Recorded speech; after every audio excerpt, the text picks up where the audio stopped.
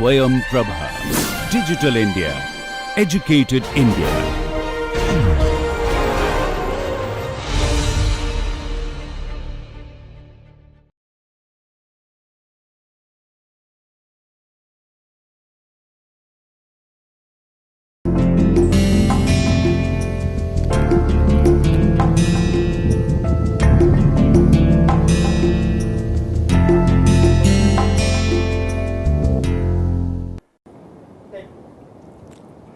Good afternoon. In the academic roster of IIT Kanpur, this course is named as TA101, Technical Arts 101. I am Anupam Saxena, an associate professor with mechanical engineering at IIT Kanpur. You know, science has come quite far, nah? About a couple of weeks ago, physicists were very excited, scientists were very excited that they were very close to discovering a particle called boson. The name comes from two scientists, Bose and Einstein, and this is the particle that is responsible for matter. So you have many intellectual minds, many intelligent minds working over matter. But how is this fact related to the course? Well, if you're pondering,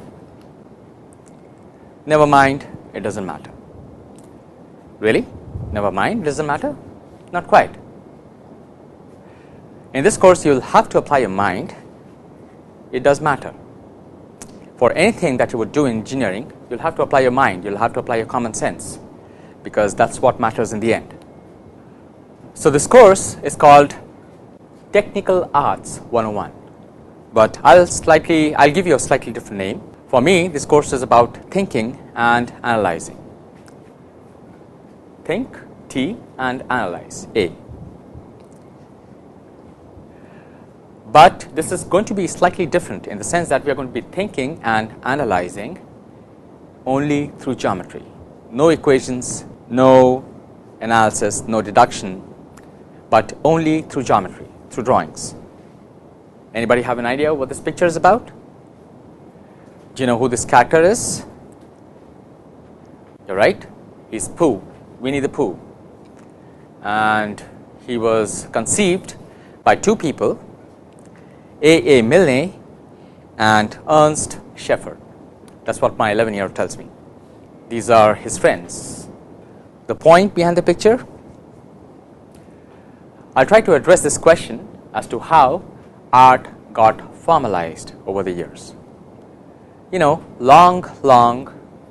very long time ago, but not so long ago, people expressed their ideas through sketches and paintings.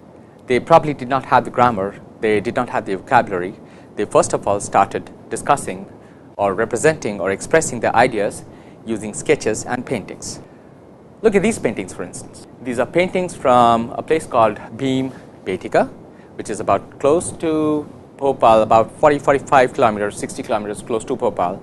Bhopal is about 8.5 hours away from Kanpur, the city.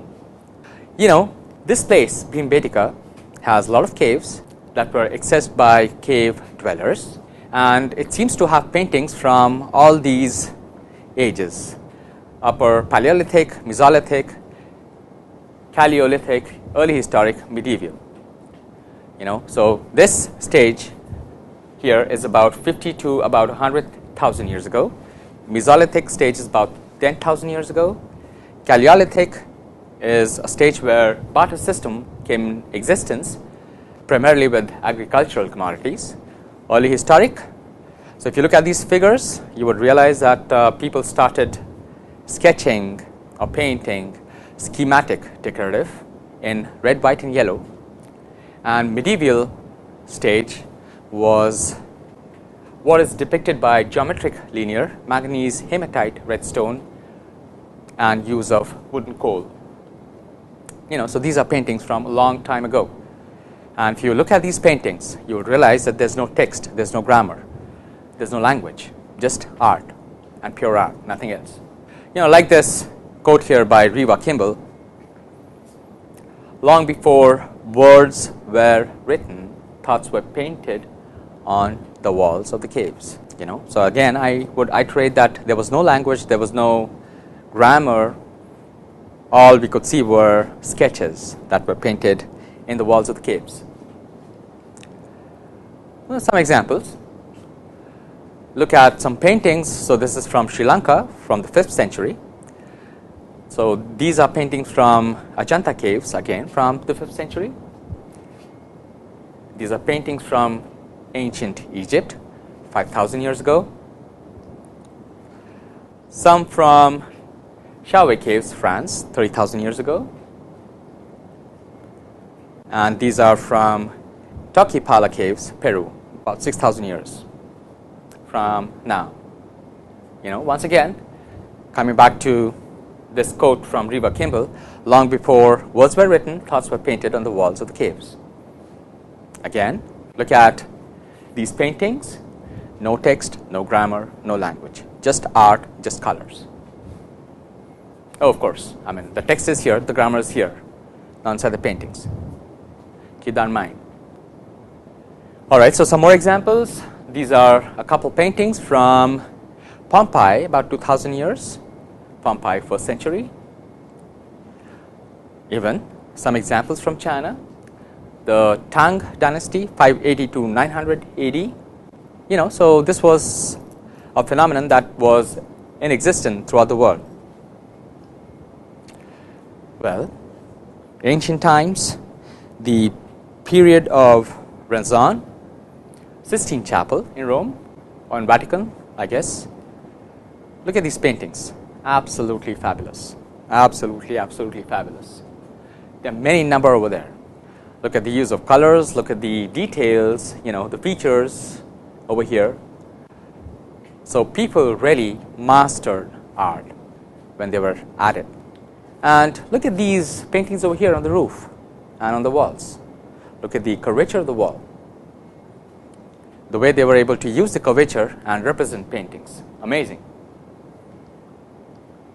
Well, how about sculptures? People again were not behind. Again, these are examples from the period of Renaissance. Again, sculptures from Rome. Peter over here, for instance. Look at again the details, the muscles, the bones over here. People became very, very good at depicting not only their ideas in 2 dimensions but also in 3 dimensions. The question is, were they able to do all this without expressing anything on paper in 2 dimensions? They must be convinced. They must be conceiving, these ideas somewhere. Well, let's look at some examples of ancient monuments. You have the Colosseum from Rome, Pyramid from Egypt, Qutb Minar from Delhi, Leaning Tower of Pisa, Taj Mahal over here. This is something which is very, very interesting. So this is a picture of Buddha. In fact, not a picture of Buddha, but a statue of Buddha. It's a largest wooden statue of Buddha in a place called Nara, Japan. Golden Temple over here. Quite a few monuments from India, Asia, and worldwide. Once again, the question is, was it possible for us to have accomplished these monuments so nicely without using paper and pen, or without conceiving these ideas beforehand? What would be your guess? My guess is definitely not. They must have worked quite a bit to be able to conceive these ideas. Well, so these are some examples from Gustave Eiffel. He was a French engineer, so these are engineering examples. Garabet Viaduct Railway, it's a bridge over here. Look at how efficiently he has been able to use frames to be able to provide enough strength for the rail to cross through this bridge. Railway station in Budapest. Maria Pia Bridge again. So if you look at this example and this example, very similar in construction. So there's this arch over here that is over the river, and there are these vertical columns tapering upwards, and there's a horizontal bridge. Supposed to be really stiff. Iron House in Peru. Eiffel Tower, one of the famous examples of engineering by Gustave Eiffel and his company, his team. again, Statue of Liberty. One in France, the other one in the US, close to New York. You know, he and his company were responsible to be building about 65 buildings and bridges in Europe and elsewhere throughout the world. Once again, were they able to conceive these ideas, and these are, by the way, engineering ideas. I mean, a lot of these structures, they happen to be quite stiff. For example, these two guys, they happen to be quite stiff. They are able to bear enormous, you know, vertical load. Here, the Eiffel Tower is able to bear enormous wind load. You know, I was actually going through a few papers, and I realized that, or rather, people talk about this being conceived by two exponents or exponentials. So this is one exponential curve over here, the second exponential curve over here. Fantastic design. But again, he and his team members, they had to start with a paper and a pen. So they drew a lot of preliminary sketches, got the idea, and that's true for both the Eiffel Tower as well as the Statue of Liberty. So these are the internal skeletons, the sketches of internal skeletons of the Statue of Liberty.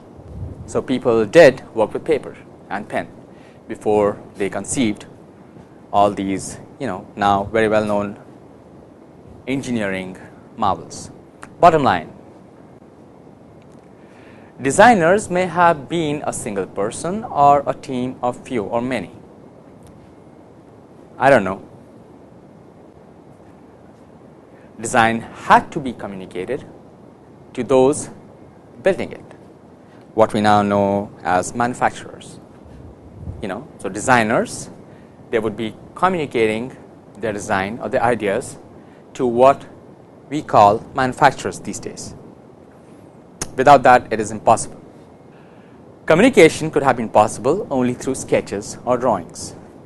You know, that's the most efficient way in which I know I would be able to communicate my ideas to somebody else. Now the question is, you know, I would draw a sketch, or I would draw a few sketches in a different way. Somebody else would draw these sketches in a different way. A third person, for example, if he looks at my sketch and if he looks at somebody else's sketch, is it possible for him to strike uniformity between these two ways of sketching? So the idea is there a way in which we can draw sketches so that it's easier for the manufacturers to understand these sketches? I'll answer that question in a little while later, but first some more examples. Do you know who this guy is?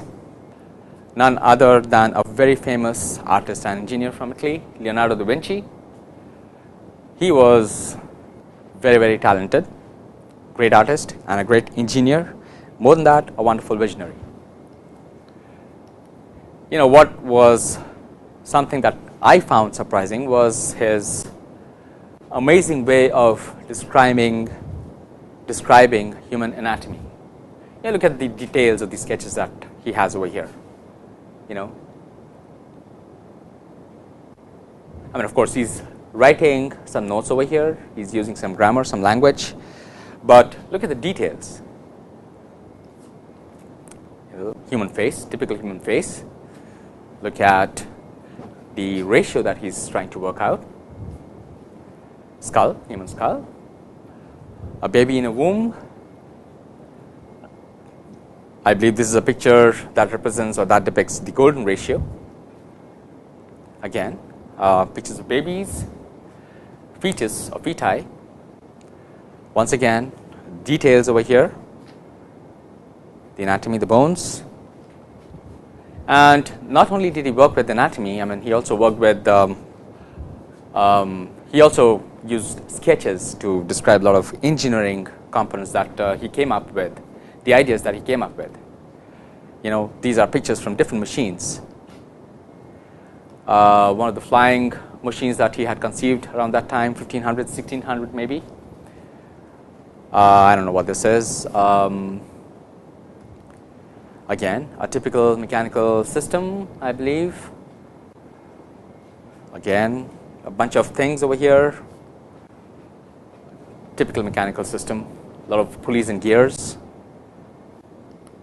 So there are many, plenty in number.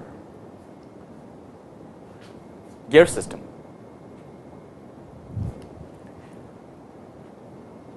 I guess a primitive glider that he conceived around that time. There are many of these pictures that represent engineering, anatomy, medicine, around the same time. And of course, he was an artist. So not only did he focus on the anatomy and engineering aspects, but he was also interested in art, in beauty. And one of the final pictures that I would show you, not from him. So it's a single point perspective of a landscape, probably inside of a hall, if I'm not mistaken. Yeah, looks like it is. All right, so to be able to answer that question, that I had posed a little earlier, was it possible for people to make the way we draw sketches more uniform? So he was the person who made it possible. His name is Gaspard Monge. He was in French military. He was an engineer, born in 1746, stayed on this earth till 1818. He is a person who is the inventor of descriptive geometry.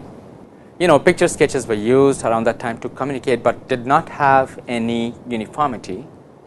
So that's what he started out with. One could draw figures in various ways. One could draw painting sketches in various ways. Yes, we all know that.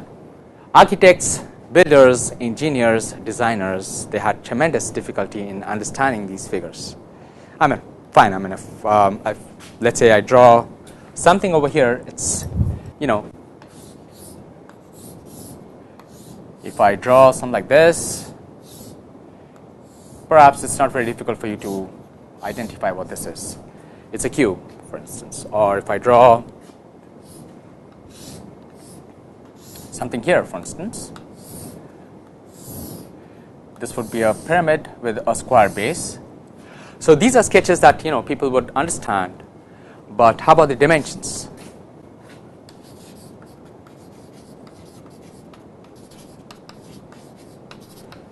Okay, how about relative lengths?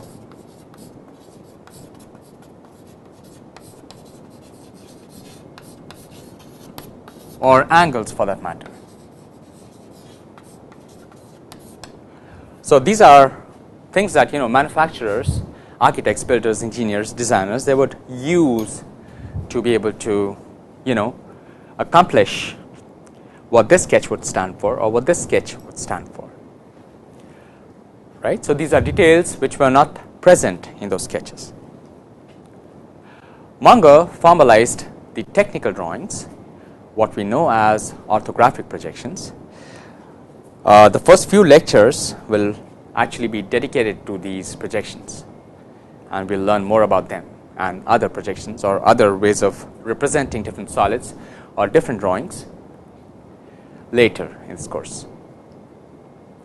The scheme was quickly adopted by army engineers, first in France and then worldwide, and after the war it was accepted worldwide and formed the backbone for industrial revolution. Look at the buildings we have around us, look at the engineering marvels, the cars, the trains, the bullet trains, the aircrafts, existence of all of which probably would not have been possible unless we had our drawings or sketches being represented uniformly. So the objective in this course is to learn technical drawing in theory as well as in practice using drafting tools and freehand sketches. Once again, the objective is to learn technical drawing or technical art in theory and practice using drafting tools and freehand sketches. And we will do that in the next 40 hours that we'll devote to this course. All right, so this is the organizational lectures and laboratory assignments that we have planned. Week 1, Essentially, we'll have 2 lectures on introduction and basic construction. Week 2, again 2 lectures on orthographic projections. Week 3, 2 lectures on orthographic projections. Week 4 on isometric projections. Week 5 on missing lines and views. Week 6 on sections and assembly. Week 7 on oblique projections, cavalier and cabinet. Week 8 on perspective projections. Week 9 and 10, 4 lectures over here on lines and planes. Week 11 will be on auxiliary projections. Week 12 and week 13 will be devoted to the topics intersection of lines, planes and solids, and intersection and development. So in all, we'll have about 26 lectures, and we'll have about 13 labs. So each lab will be of 3 hours each. It's a lot of work that lies ahead of us. All right, so lectures will be held in L7 on 2 days, Tuesday and Thursday, from 2 to 3 p.m. Labs will be held in Drawing Hall, which is the extension of the Northern Lab, and we'll probably have 1 or 2 labs on AutoCAD, which will be held in the new IME building on the 3rd floor. All right, so your class is divided into 12 groups of, I would say, 40 students each on an average. B1, B2 and B3, they will be doing the labs on Tuesday. Tutors are Professor Shakti Singh Gupta, Professor N.N. Kishore and Mr. Shantanu. The first 2 from the mechanical engineering, the second from, or rather third from aeronautical engineering. B4, B5, B6, they will do the labs on Monday, and you'll have Professor Tare, Professor Bose and Professor, or rather Mr. Bhardwaj as your respective tutors. Sections B7, B8 and B9 are planned for Wednesday with Tarun Gupta, Basundlal Sharma and Ashish Datta from civil and mechanical engineering, and B10 to B12 they will be doing the labs on Thursday with Rajiv Sinha, Javed Malik and Ria Catherine George, all from civil engineering. The grading policy, since you are going to be working a lot in your labs, we have decided that we'll assign about 25% of your grade to your labs, your lab work. Home assignments, you'll be doing them quite a bit, so 10% for that. Mid-semester examination, 25%. End semester examination, 40%. So 25 plus 25, 50, 10 plus 40, 50, overall 100%. And there would be certain extra credit assignments that I may be giving that'll add to it. Okay, so just in case if you are doing better than what you are, or what you are, then of course you'll be expecting, or you may expect, more than 100% marks, and that'll be pretty interesting. That'll be pretty nice. Okay, so the lecture notes are going to be hosted on my webpage, home.iitk.ac.in/@Anupam under courses in the main menu, and this is listed under course 2, TA 101 is listed in course 2. We'll have a manual for lab and home assignments. You can seek or you can buy drawing material and books, essentially A3 sheets, A4 sheets, sketchbook, grid book, pretty much like that, from Noble Bookstore or Thun Bookstore in the IIT campus. And we will be using primarily 2 books as our text: French, Pierrick and Foster, Graphic Science and Design, published by Tata McGraw-Hills, 2012, and another book by N.D. Bhatt on elementary engineering drawing, Karotar Publishing, Anand. I think this is in Gujarat, is it? 31st edition, 1990. So 2 books that we'll be using. Equipment required. You'll probably not be able to do your drawings without these equipments. So there's a mini drafter here, a set of set squares. This I think is a 45, 45, 90. Another one 60, 30, 90. You'll have a bunch of erasers. What I recommend is a 0.5 lead pencil.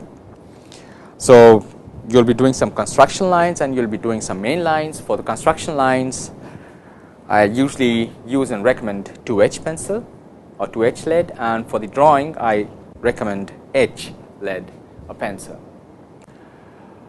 That helps avoid spoiling of sheet, just in case if I have to use the eraser. One thing I also recommend is the use of this stencil full of circles. For smaller circles it's a lot easier and a lot neater for all of us to draw circles using this stencil. Otherwise, for larger circles you'll have a compass, and for weird looking curves you might want to use a set of French curves to connect the dots and give them a smooth render. So all these should be available either with Noble Bookstore or Current Bookstore in the campus. Now, a few things which I would actually want you to note, which are very important. All labs are to be done in A3 drawing sheets unless specified otherwise. All homeworks again in A3 drawing sheets unless specified otherwise, and all sketches in sketchbook.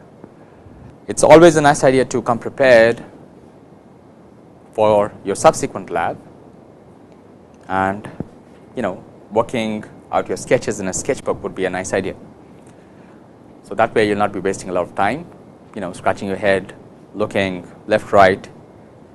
Rather you would know what you need to do in your lab if you adhere to this third point. Okay, so let's get started with some theory. We will draw some perpendiculars to and from a line. What kind of methods do we use for that? Well, so let's take a case where a point is not on a line. So you have line L, you have a point somewhere here not on the line, okay, and you would like to draw a perpendicular from that point onto that line. Okay, so let that point be Q. The easiest thing that you would do is you would place a ruler with one of the edges on the line, and then you will take a set square, okay, with one of the edges on the ruler. So this would be, I guess, a 30-90 or a 45-45 set square, and you would place the other edge of the set square so that it virtually passes through this point, and then you would draw this line. This is how. Okay, not very difficult, straightforward. Yeah, all right. So another case, we have a line here, a point here. Rather, it's a similar case, but in this case, let's see if we do not use a ruler and a set square, what do we, or how do we draw a perpendicular? Perhaps just using a compass. Let's see.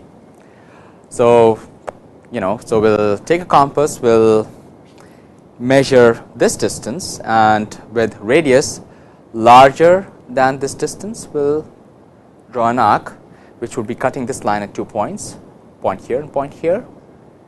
Okay. So this is the radius r, which is greater than this distance. Okay. And from this point over here, okay, we will draw another arc that's going to be cutting this arc. Let's say this radius is r1, which I think is slightly larger than the distance, this distance over here. And with the same radius r1, okay, we are going to be making another arc. Okay. Now, what we'll be having is this point over here, and if we join this point with point Q, this red line will be perpendicular to the line in question. So this was the case where we had used a ruler and a set square. This is an identical case where we did not use these geometrical entities, rather we only used a compass. These are things that you'll probably remember from the grade school. Okay, point on a line. So the previous case was when the point was not on the line. What if the point is on the line? What do you do in this case? So, line L, a point on line L, Q,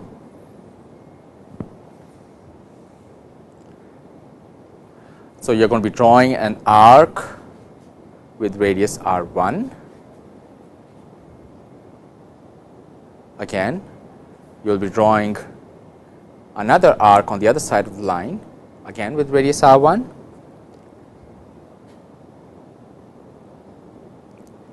With radius R2 or R, and center at this point, you're going to be drawing an arc here, and again the same thing. So, with this as center and radius as R, so this R I think would be slightly larger than R1, or maybe a little more larger than R1. Okay, and the intersection point over here, if you join this point with point Q, you're going to be having a line in red perpendicular to the line in green. Line L, point on the line.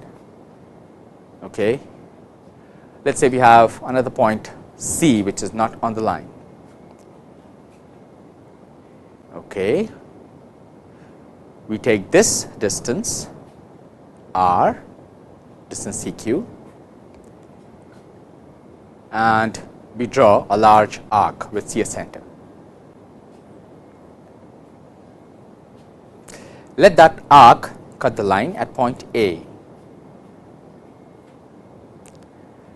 I would join point A and C, and I would probably extend it to intersect with the arc over here. Let me call that intersection point as M. Okay, and M is such that if I draw a line joining M and Q, this line is going to be perpendicular to the original line L. Try to prove this again. So, this course is about thinking and analyzing. So, whatever constructions we have discussed so far, go back to your hostel rooms and try to work it out algebraically, whether really all these red lines in different cases happen to be perpendicular to green lines. I am sure the proof is, or the proofs rather, are not very difficult. Arc tangents to lines and arcs. Okay, so we have line L, we have a point Q. Well, let's say we draw a perpendicular from Q to L. You know, actually you have studied 4 cases just about now how to draw perpendiculars to a line.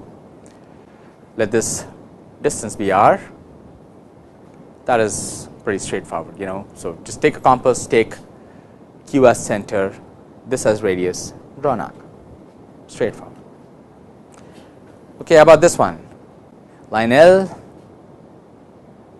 oh, that's a big circle, all right. So, we have a center for that circle, let us call that center C.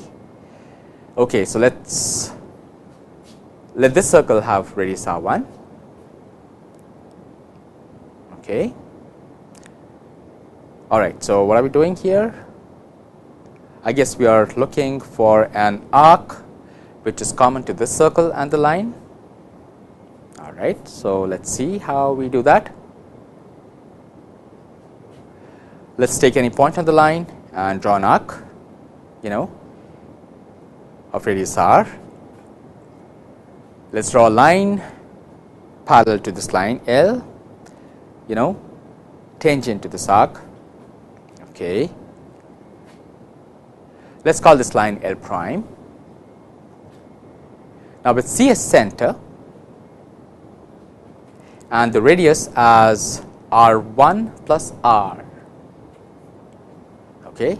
Let's draw an arc that cuts this dashed line L prime here. Okay. Now, with this as center, it is possible for us to draw an arc which is tangent to both the circle and the line, and of course, this arc is of radius R.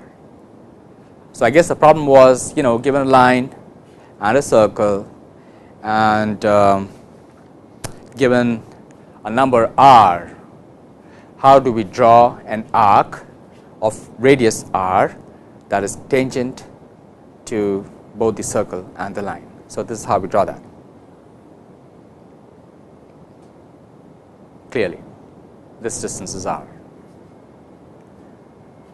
Okay, so we have a point, we have a circle, or let us say we have an arc, we have another arc here. So, the first arc has a center and radius r1, the second arc has a center and radius r2. Okay.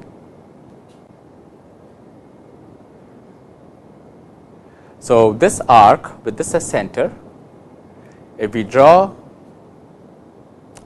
this arc of radius r1 plus r, and with this as center, if we draw another arc of radius r2 plus r, okay, then we will get this center over here, and with this center it will be possible for us to draw an arc of radius r which is tangent to both these circles. So, the problem here was, given a circle with center here radius r1, another circular arc with center here radius r2, and a number r, how do you draw an arc which is tangent to both these circles? So, this is what the solution is. Once again,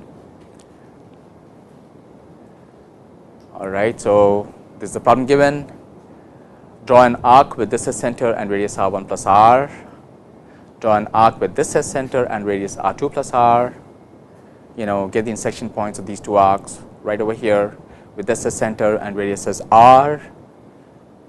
Draw an arc that is tangent to both these circles. How about solving this problem in a slightly different manner? Again, so given two arcs with the respective centers and radius r1 and r2. Okay. Now, draw an arc with this as center and radius r minus r1. So, r is given to us, let us say, and draw another arc with this as center and radius r minus r2. So, with this as intersection point, the center and with radius r, it is possible for you to draw an arc which is tangent to both these arcs, but this would actually be encompassing both these circles. So, slightly different angle to the same problem. Of course, this radius is r, which is larger than r1 and larger than r2. All right. So, given line L and L prime,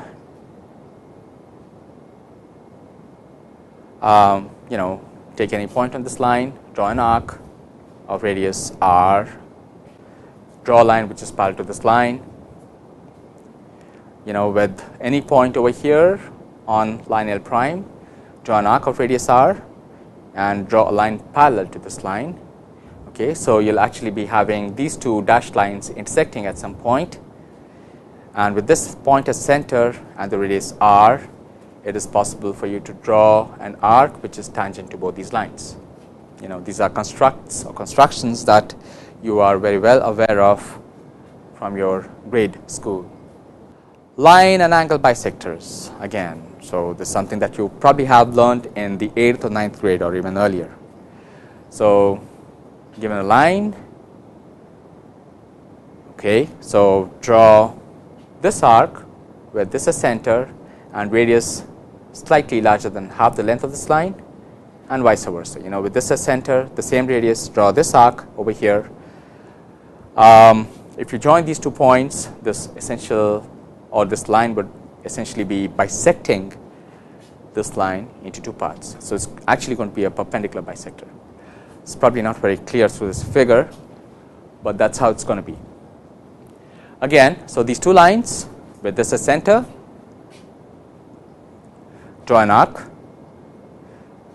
So, this arc is going to be intersecting this line and this line in these 2 points with the same radius or maybe a different radius, I guess. With this as center, draw an arc. With this as center, draw an arc. I guess it has to be the same center. go back to your grade school and figure this thing out. So the intersection point between these two arcs would actually give you a point. So if you join, what am I saying? So the intersection of these two arcs will give you a point, and if you join this point with this point, the result essentially will be a line that will be an angular bisector defined by these two lines. So essentially this angle will be the same as this angle. How about trisection? So given a line, draw another line over here, could be of any angle.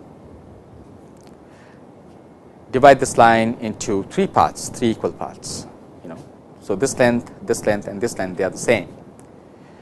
Join the end point of this segment with the original segment, okay, and draw these lines parallel to this line,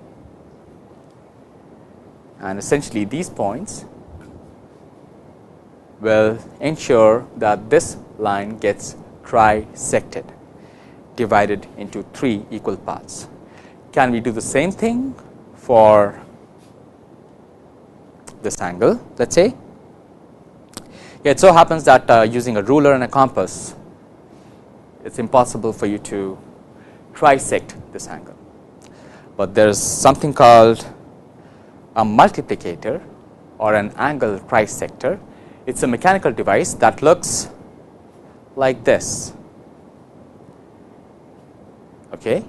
So if you essentially have this link, so it's actually a linkage, So if you have this link placed on one of the edges of this angle and this link placed on the other edge, okay, it is possible for you to trisect the angle.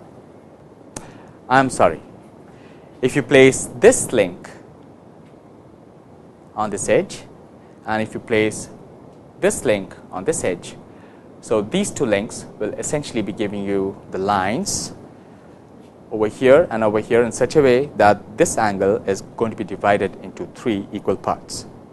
So it's called an angle multiplicator, a mechanical linkage that was initially conceived by A.B. Kempe. All right, so I'll stop now, and I would request you to keep thinking and analyzing. So we'll come back in the next lecture.